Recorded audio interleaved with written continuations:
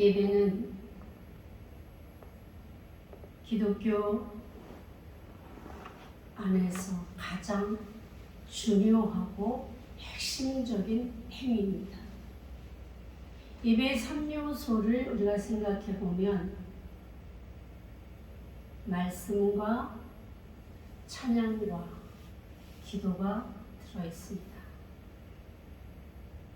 예배는 하나님께 드리는 것이고 그리고 또한 하나님께 공급받는 시간입니다. 우리가 드릴 수 있는 것, 찬양과 감사한 마음과 그리고 또 우리의 주님 주신 것을 감사한 마음을 담아 드리는 예물로 되어 있지요. 그러나 요즘 우리 기독교 안에서 예배가 과연 이 3요소를 잘 준행하면서 그것이 형식이 아니라 우리의 마음을 다 드리는, 정성을 다하고 뜻을 다하고 마음을 다하는 예배인지는 다시 한번 우리가 돌이켜볼 필요가 있다고 생각이 됩니다. 너무나 오랫동안 우리는 이 안에 머물러 있기 때문일까요? 너무나 의식화되고 형식화되어 버린 이 예배의 현장을 과연 우리 하나님께서는 어떻게 보실까? 그런 궁금증이 생기지 않습니까? 오늘 본문은 바로 하나님께서 받으시는 예배가 있고 거부하시는 예배가 있다는 것을 알게 해주는 그런 본문이 되겠습니다. 내용은 너무나 잘 아시는 것이지요. 본문의 첫 시작이 어떻게 됩니까? 아담이 그의 아내 하와와 동침함에 하와가 임신하여 가인을 낳고 이르되 내가 여호와로 말미암아 등남하였다 하니라. 바로 앞 3장에서 기록되었던 아담과 하와의 그러한 일들을 넘어서 이제 다음 세대 가인이 출생했다는 것을 이야기합니다. 이제 이 가인과 아벨의 출생을 통해서 하나님께서 두 가지 예배 형식에 대해서 지금 말씀하고 있는 것입니다. 우리가 잘 알고 있는 내용이 무엇입니까? 가인은 무엇하는 사람? 농사 짓는 사람이었고 그 아벨은 양을 치는 자였더라. 이렇게 기록하고 있습니다. 그런데 세월이 지난 후에 가인은 땅의 소산물로 제물을 드렸고 그리고 아벨은 양의 가장 첫 새끼 양의 기름을 하나님 앞에 드렸다라고 기록되어 있습니다. 그런데 중요한 것은 우리가 생각하면은 하나님께서는 우리가 드리는 그 제사마다 다 받으실 것으로 생각한다는 거죠. 여러분들이 몸은 앉아 있어도 생각은 다른 데 가 있을지라도 우리 하나님은 이 예배를 받으실 것이라고 잘못 생각하는 것을 오늘 이 말씀을 통해서 분명하게 밝히고 있음을 기억하시기 바랍니다. 왜 하나님은 가인의 제사와 제물은 받지 아니하시고 아벨의 제사만을 받으셨는지에 대한 해석은 분분합니다. 여러분들은 어떻게 생각하십니까? 가인은 아버지 아담처럼 땅을 일구어 농사를 짓는 사람이었고 아벨은 양을 치는 목자였습니다. 평범하게 아담과 하와가 아이들을 낳았고 그들의 직업을 소개하면서 이제 세월이 지난 후에 라는 문장이 등장합니다. 이 말은 단순히 어떤 시간이 흘러갔음을 이야기하지 않습니다.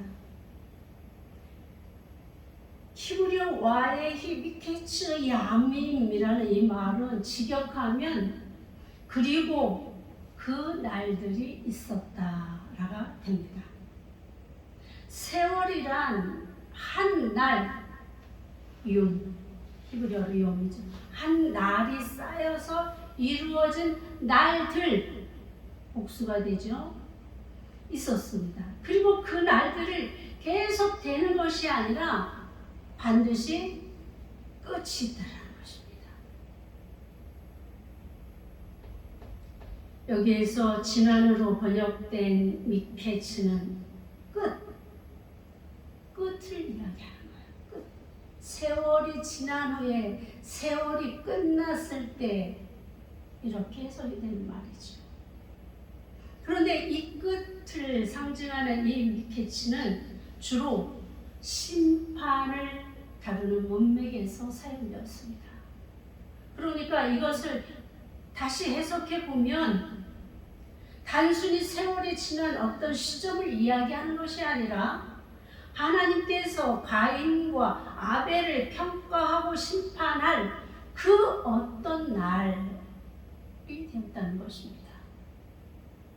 다시 말하면 가인과 아벨이 어떠한 삶을 살았는지를 평가하고 심판할 하나님의 정하신 때가 되었다라는 것을 이야기하고 있는 것입니다.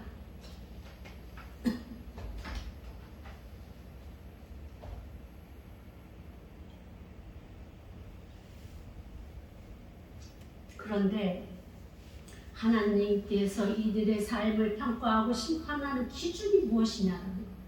그것이 오늘 여기 이 말씀 본문에 등장한 제사의 현장을 소개하고 있는 것입니다. 3절을 보니까 세월이 지난 후에 가인은 땅의 소산으로 제물을 삼아 여호와께 드렸고 4절에는 아벨은 자기도 양의 첫 새끼와 그 기름으로 드렸더니 한 문장으로 끝날 수 있는 그리 길지 않은 이야기를 3절과 4절로 분리해서 지금 성경은 기록하고 있습니다.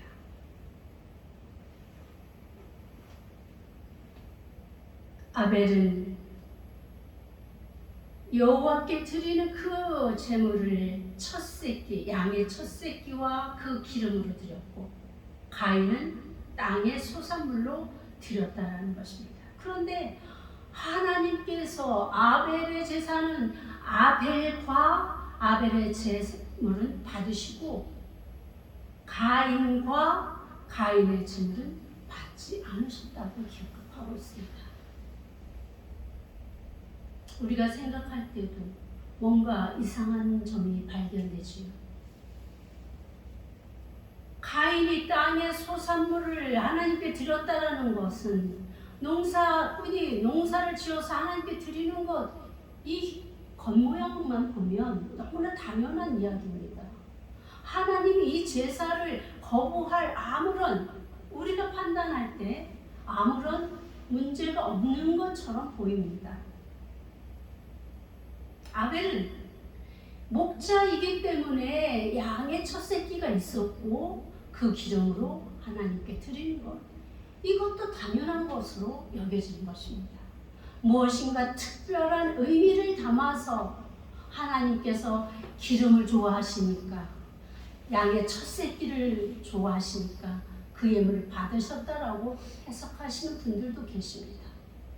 이것은 우리가 판단할 일이 아니라는 거죠. 우리가 알 수 있는 것은 똑같이 이들은 자기들의 직업을 따라서 하나님께 드렸다라는 거예요. 무엇이 문제입니까? 그런데 하나님은 이 가인이 왜 가인의 그 제물을 받지 않으셨는지를 뒤에 문장을 통해서 설명하고 계십니다. 그의 제물을 가인과 그의 제물은 받지 아니하신지라 가인이 몹시 분하여 안색이 변하니, 여기서 우리가 의문을 갖습니다. 가인은 당연한 것을 드렸습니다. 이들의 차이는 어디서 찾아야 할까요? 가인도 아벨도 똑같이 자신의 직업을 따라 얻어진 소산물을 제물로 드렸는데 왜 하나님은 아벨의 제물만 받으셨을까요? 하나님의 기준은 다른 곳에서 찾아볼 수 있습니다. 4절 받으셨다를 뜻하는 와이샤에서의 샤는 응시하다, 둘러보다라는 말입니다. 그러니까 하나님께서 제물을 응시하기 전에 아벨과에서 아벨을 먼저 앞장세운 것입니다. 아벨의 그 이름으로 통칭되는 그의 삶을 하나님이 먼저 보셨다는 것입니다. 그리고 나서 그의 제물도 보신 것입니다. 여기서 우리는 무엇을 발견합니까? 우리가 생각할 때는 하나님께서 제물을 먼저 보시고 그것에 따라서 받으시고 안 받으시고 하신 것처럼 오해했던 것이죠. 그러나 성경은 분명하게 아벨과 가인과 앞에 먼저 그 사람의 이름을 기록하고 있다는 것을 확인하시기 바랍니다. 이름이란 그 사람의 정체성입니다. 그 사람의 모든 것을 나타내주는 것이 바로 이름입니다. 여기에서 하나님께서 아벨과라는 이 이름을 먼저 앞장 세우신 것은 바로 아벨의 삶과 가인의 삶을 들여다보신 거예요. 하나님은 그야말로 우리를 보고 계시는 분이세요. 졸지도 아니하시고 주무시지도 아니하시고 우리를 응시하고 계신 분이에요. 그래서 우리의 모든 삶의 처음과 끝을 다 알고 계신 분이에요. 우리가 아무리 감추려고 내 마음속에 꼭꼭 숨겨놔도 다른 사람은 알지 못하지만 하나님 다 아시는 분이십니다. 그러니 하나님 앞에 우리가 무엇을 감추고 무엇을 숨기겠습니까? 가인도 아벨도 여지없이 그들의 삶이 하나님 앞에서 드러난 것입니다. 그런 연고로 하나님께서 바로 그들의 삶을 보시고 그리고 제물을 받으신 것입니다. 하나님은 그저 지난 삶을 다 제껴두고 그들이 어떻게 살았든지 상관없이 하나님이 기뻐하시는 제물만 갖다 드리면 이것으로 다 만족하시는 분이 아니십니다. 이런 예배를 다 받으시는 분이 아니시라는 것을 오늘 본문을 통해서 우리가 분명하게 깨달아야 되는 것입니다. 하나님은 믿는 자들의 당연한 삶의 자리를 먼저 지켜보신다는 것입니다. 그리고 나서 그의 제물을 받으시는 것입니다. 어떻게 이것을 알 수 있습니까? 가인은 자신이 아버지 아담처럼 땅을 갈아 얻어진 소산물로 제물을 드렸다는 것은 외관상 아무런 문제가 없습니다. 내가 선한 일을 행하면 어찌 낯을 들지 못하겠느냐. 이미 가인의 삶은 하나님 앞에서 얼굴을 들지 못하는 그런 삶을 사는 사람인 것을 알 수 있는 것이지요. 얼굴을 들지 못한다는 것은 지은 죄가 있을 때 나오는 행동입니다. 하나님 앞에 얼굴을 들지 못할 정도로 악하게 살았음을 나타내는 것입니다. 하나님의 심판의 날에 선하지 못한 삶을 살아왔다는 것입니다. 무엇으로 유추해 볼 수 있습니까? 하나님께서 자신의 제물을 받지 않으신 후에 그의 태도를 보면 알 수 있습니다. 하나님께서 자신의 제물을 받지 않으시면 하나님께서 왜 자신의 제물을 받지 않으시는지를 스스로 돌아보고 점검하고 그리고 잘못된 것을 회개하고 하나님 앞에 용서를 빌고 자신의 삶을 돌이키는 이 일련의 과정들을 밟아야 되는 것이 정상적인 하나님의 사람의 행위입니다. 그런데 가인은 어떻게 했습니까? 오히려 몹시 분하여 하나님의 그 판단에 분한 마음을 가졌다라는 이 자체가 가인이 하나님을 향한 그 중심을 알게 해주는 단어가 아니겠습니까? 몹시 분하여 안색이 변했다고 성경은 기록하고 있습니다.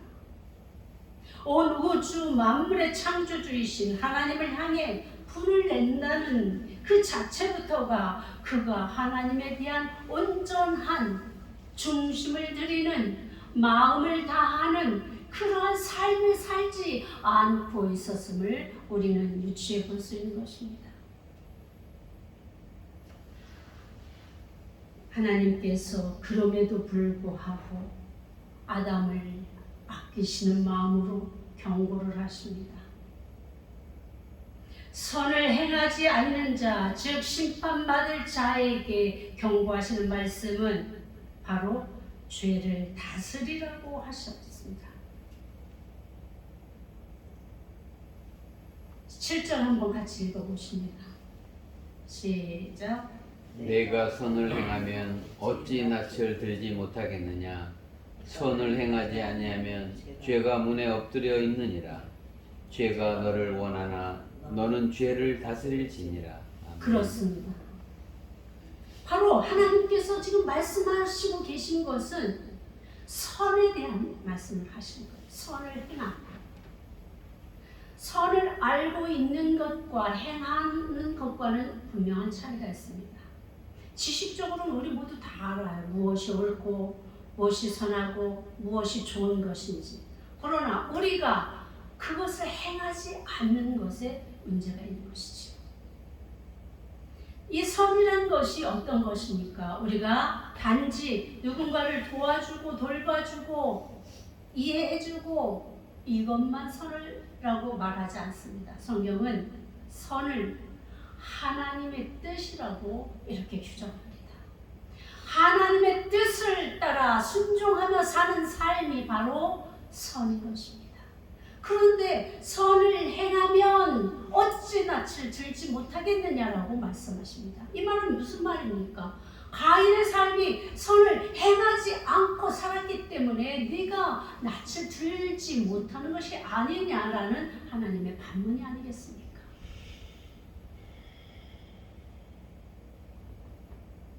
선을 행하지 않는 사람은 다시 말해서 하나님의 뜻에 맞춰서 하나님의 말씀대로 살지 않는 사람들에게 당연한 결과는 무엇인지 여기에 기록하고 있습니다.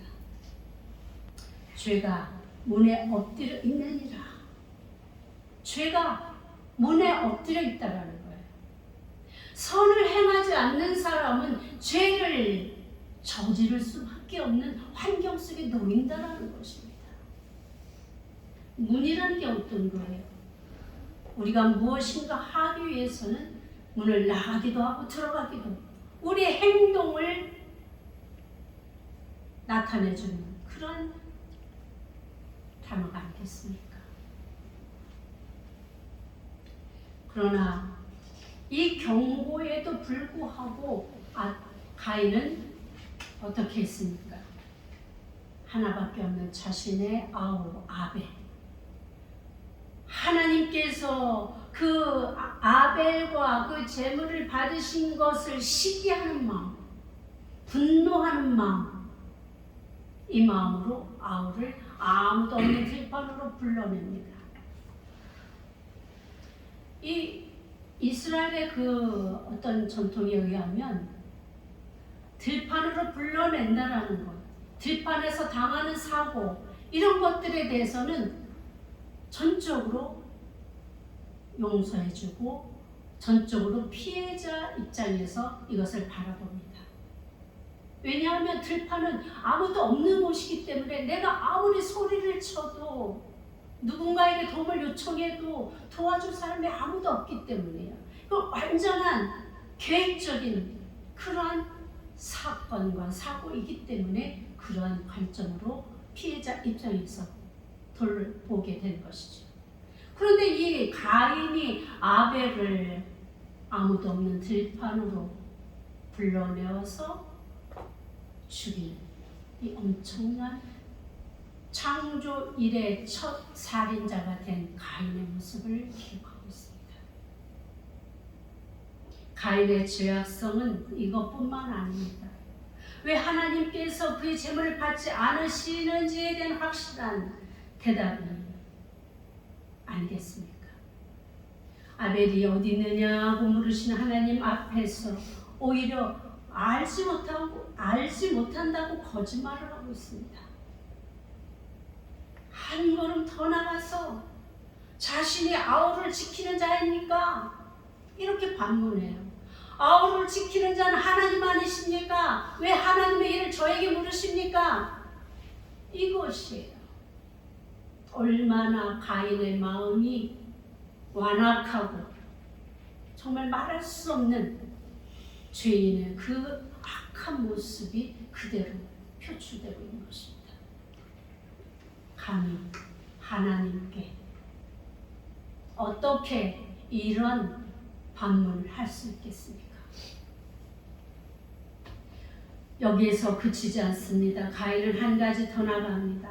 아우는 죽여놓고 하나님으로부터 쫓겨나는 형벌이 무겁다고 투정하면서 다른 사람들이 자신을 죽일까봐 하나님의 보호를 하소연하는 이 뻔뻔함은 자신의 부모인 아담과 하와에게서조차 찾아볼 수 없는 뻔뻔함의 극치입니다.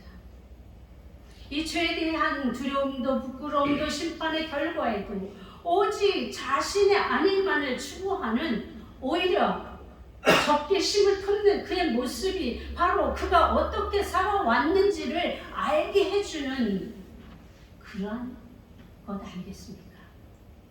그럼 그의 재물을 어떻게 하나님께서 받으시겠습니까? 이제 우리는 분명하게 알아야 할 것이 있습니다. 하나님께서 이 두 사람의 예배를 기쁘시게 받으시는 기준이 어디에 근거를 두고 있는가 하는 것입니다. 하나님께서는 우리가 예배하는 그 성전 안에서의 모습과 재물만 응시하지 않습니다. 오히려 하나님께서 정하신 그 심판의 날에 우리를 판단하시는 그 기준은 바로 우리가 살아가고 있는 이 삶의 현장이라는 것입니다. 그 삶의 현장을 응시하시고 난 뒤에 재물, 그가 드리는 선한 그가 드리는 재물, 하나님의 뜻을 쫓아 사는 그 사람의 재물을 하나님이 받으신다는 것입니다. 하나님께서 정하신 그 심판의 날에 우리는 어떻게 하나님 앞에 서겠습니까? 하나님의 말씀을 얼마나 삶의 현장에서 풀어내고 있는지를 보고 계신 하나님 앞에 우리의 삶은 과연 어떻습니까?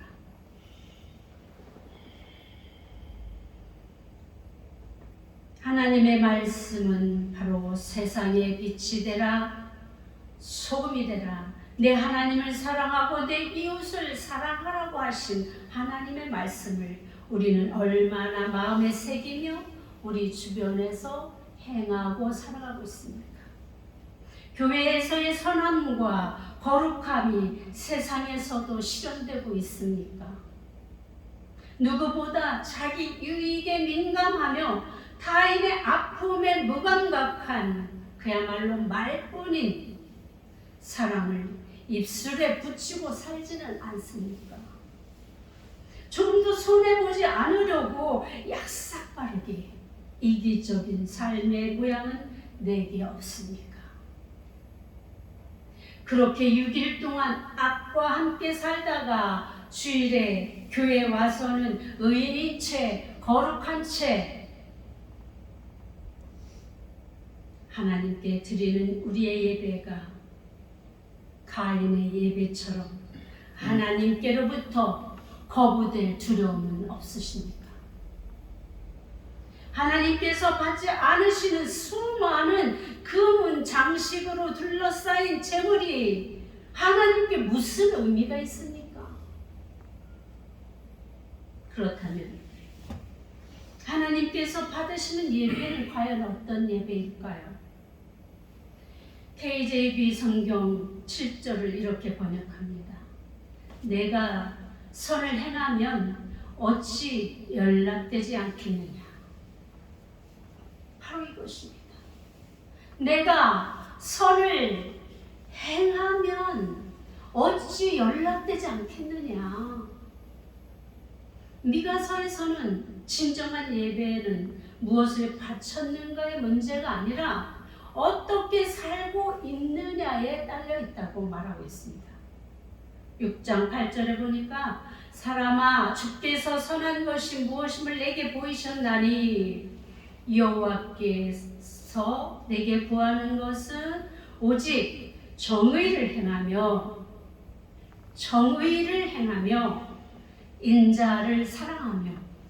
인자를 사랑하며 겸손하게 행하는 것이 아니냐라고 말씀하고 있습니다. 또한 히브리서를 보게 되면 13장 16절에 오직 선을 행함과 서로 나누어지기를 잊지 말라. 하나님은 이 같은 제사를 기뻐하시느니라. 그 기록되어 있습니다. 이제 정리가 되십니까? 하나님께서 기뻐하시는 그 예배의 그 정의가 이제 여러분들 안에서 정리가 되십니까? 그저 허공에 메아리치는 거짓 믿음, 거짓 사랑, 거짓 선 이것이 아니라 실제적으로 우리의 삶에서 행해지는 지극히 작은 소자를 향한 하나님의 사랑이 전해지는 그런 삶이 우리에게 요구되고 있는 것입니다. 어떻게 예배하시겠습니까? 삶과 예배가 분리되지 말아야 합니다. 삶은 세상 사람들과 똑같은 모양과 모습과 그들의 언어로 살면서 교회 안에만 들어오면 달라지는 그 삶, 이것은 바로 거짓된 삶입니다. 하나님 앞에서 거짓된 것입니다. 하나님 앞에서 정직한 것은 밖에서도 하나님 말씀대로 하나님 말씀을 행하며 하나님 말씀을 우리 입에 올리며 그렇게 사는 것이 정의를 행하는 하나님의 기뻐하시는 우리 삶의 현장인 것입니다.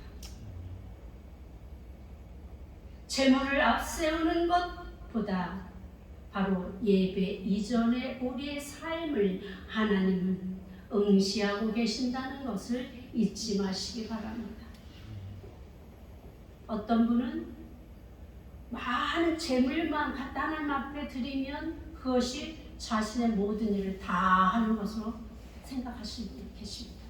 내가 삶의 현장은 어떻게 되었든지 하나님께서 그렇게 싫어하시는 거짓과 불의와 이러한 비상식적인 하나님 말씀을 떠난 하나님의 사랑을 떠난 그래서 약한 자를 더 짓밟고 그야말로 어려운 자들을 더 무시하며 이렇게 살아가는 사람이 그렇게 해서 벌은 돈으로 하나님 앞에 많이 드린다면 하나님이 과연 이 재물을 받으시겠습니까? 가인이 드린 재물이 적다 많다 절대 기록되어 있지 않습니다.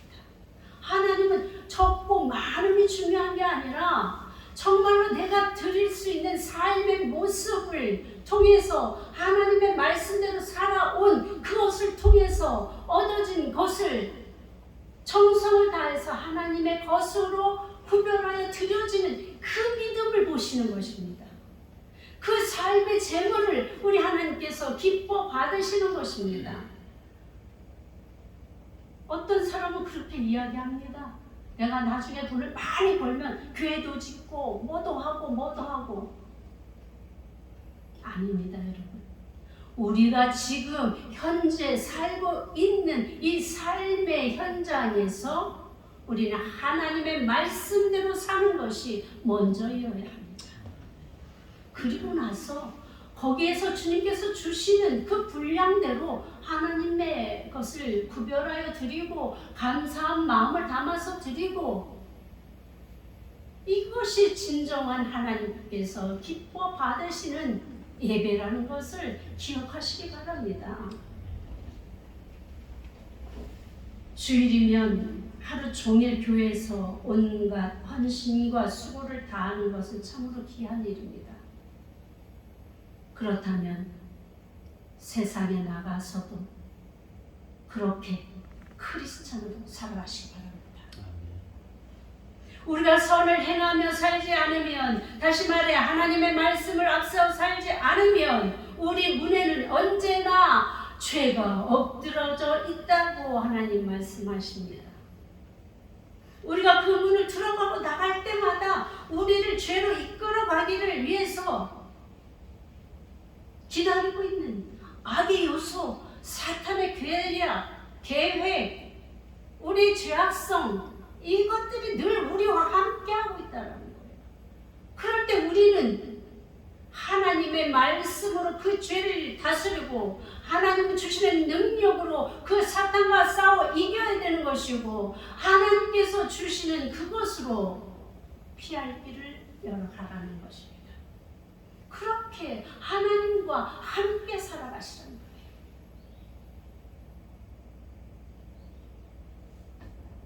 마지막으로 하나님께서 말씀하신 것은 그야말로 악인의 제사는 하나님께서 받으시지 않는다는 것이죠. 오히려 예배를 받지 않으시는 것을 그치지 않고 그걸 기준으로 해서 우리의 삶이 저주받는 인생이 될 수 있고 하나님의 나라로 들어가는 복으로 연결될 수 있는 그런 판단 기준이 된다는 것입니다. 하나님의 말씀으로 사는 것, 선을 행하면서 사는 것, 이 안에 그러니까 우리 예수 그리스도의 이름이 포함되어 있는 거 아니겠습니까? 예수 그리스도 그 이름의 권세로 인해서 우리는 아버지께로 나갈 수 있는 것입니다. 주의 십자가 보혈을 통과하는 그 믿음이 바로 죄를 다스리는 이 능력에 포함되는 것입니다. 가인과 아벨에게만 그 세월이 지난 후에, 다시 말해서 와예히 미끼치 야민, 세월이 지난 후에 우리의 삶을 심판하실 마지막 날, 그날이 온다는 것입니다. 가인은 이제 하나님께서 쫓겨나지요. 하나님을 함께 동행할 수 없는 거예요. 바로 그 심판의 결과입니다. 저주받은 인생입니다. 농사 짓는 사람이 그 땅이 저주받아서 소출을 내지 않는다면 무엇으로 살겠습니까? 얼마나 이 말씀이 심각한 말씀인지 여러분들 기억하십시오. 그러니까 예배를 잘 드리고 못 드리고에 따라서, 하나님께서 받으시고 안 받으시고에 따라서 우리의 인생이 달라진다는 것입니다. 저주받는 인생, 축복받는 인생. 우리가 흔하게 하는 말씀이 있죠. 예배에 성공하는 자가 삶에서 성공한다. 맞습니다. 예배에 실패하는 자는 바로 하나님께서 받지 않으시는, 거부하시는, 드려도 거부하시는 이 삶을 사는 자는 저주로 나가는 것입니다. 오늘 우리는 이 말씀을 기억하시고 우리의 삶의 현장을 고쳐나가기 바랍니다. 점검하면서 버릴 거 버리고, 무너진 거 다시 세우고, 다시 쌓을 것 쌓고 선을 행하며 살아가시기 바랍니다. 그래서 하나님께서 마지막 그날이 왔을 때 아벨처럼, 아벨과 마찬가지로 여러분들이 드린 그 제물을 받으시는, 그래서 하나님의 자녀로 영원히 살아갈 수 있는 그 구원에 이르도록 이러한 성공적인 예배의 삶을 살아가시길 바랍니다. 아멘. 기도하겠습니다.